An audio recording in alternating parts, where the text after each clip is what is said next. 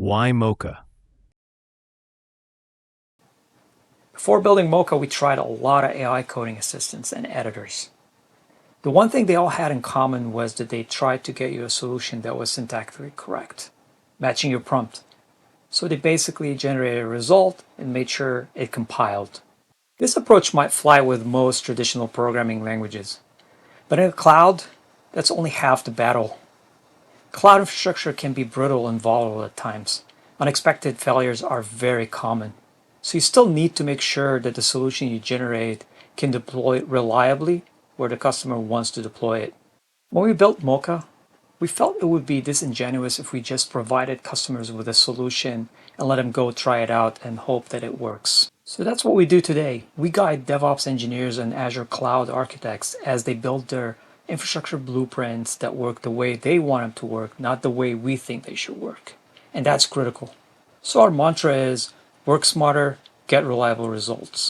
In our view, the current approach of AI coding assistance is so yesterday. It's not enough. And we believe we can help fix that, starting with Azure. Does Moka support vibe coding? Yes, of course.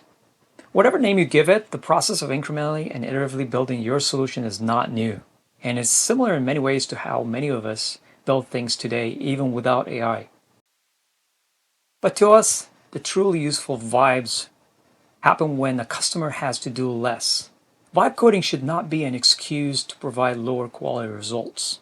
So we do a lot behind the scenes to ensure customers always get a valid, functional, deployable, reliable, and maintainable solution in every increment, not just at the very end. So they can just focus on the DevOps or architecture part, not chasing syntax or reliability issues. So the question should not be whether they can vibe code or hamster wheel code. The real question should be, are we maximizing the value they get at each increment, or are we wasting their time? We aspire to continue and do the former. Why so much focus on the deployment lifecycle? Today's DevOps engineers and cloud architects do not live in silos. They are part of a much larger ecosystem that includes products, dev, source control, observability, governance. So any solution we provide to them should be easy to fit into that ecosystem. For example, when you vibe code, your solution evolves, and so does its architecture diagram, its documentation, and its dependencies. So we make sure that during your vibe coding dance, you continue to get at every increment an updated topology diagram. That's like the high-level map, as well as updates to the assets and their documentation. So that when you stop your vibe coding, you always have your docs, your diagrams, your assets in sync, ready to deploy and already checked for reliability issues. So you can just commit them in your source control repo. Or you can come back later to get them from Moka, since Moka stores the history for you in the cloud. How do you guarantee Moka is hallucination-free? This guarantee is critical. No one should get charged for a hallucinated result. We have invested a lot in building domain-adapted LLMs and fine-tuning them.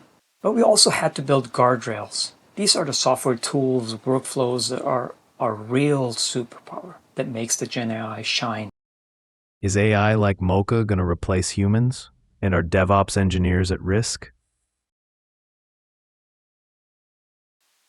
Absolutely not.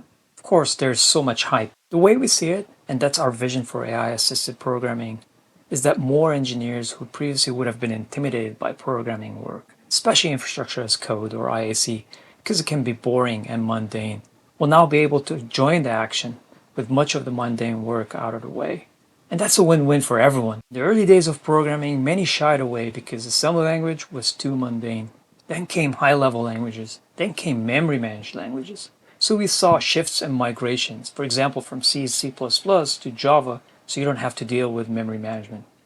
We're seeing a similar shift to AI-assisted programming. We believe that human software engineers will remain ahead of AI programmers, at least for the next few years.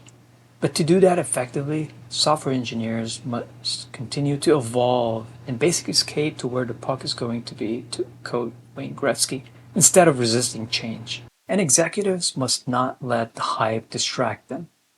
Despite the enormous amount of hype and MTPR marketing, there's a lot of goodness in Gen AI. At least that's our optimistic view. After all, Our AI software is written by humans. Any final thoughts? Give Moka a try. I guarantee you'll love it.